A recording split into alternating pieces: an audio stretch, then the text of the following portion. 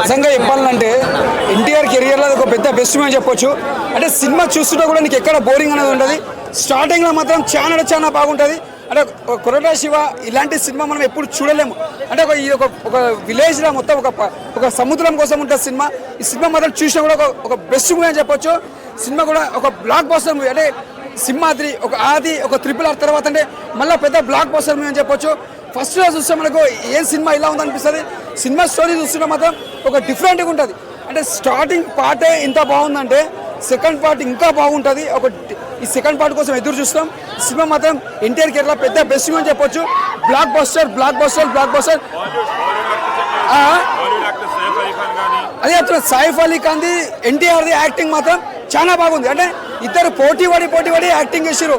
ఒక బాహుబలిలో మన ఒక రానా, ఒక ప్రభాస్ యాక్టింగ్ ఎలా ఉంటుందో ఈ సినిమాలో కూడా మన ఒక సైఫ్ అలీ ఖాన్ ఎన్టీఆర్ కూడా ఒక కాంపిటీషన్లో కూడా తీసుకున్నా కూడా ఇద్దరు యాక్టింగ్ కూడా చాలా బాగుంటుంది. ఎక్కడ బోరింగ్ అనేది అసలు లేదు. అసలు బ్యాక్ మ్యూజియం కానీ ఆ సౌండ్ సిస్టమ్ కానీ ఎక్కడ చూసినా మనకు బోరింగ్ లేదు. అంటే చూసినా కూడా మనకు మళ్ళా చూడాలనిపిస్తుంది.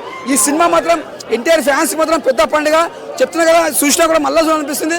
బ్లాక్ బస్టర్ జై ఎన్టీఆర్. నిజంగా చెప్పాలంటే ఎన్టీఆర్ కెరియర్లో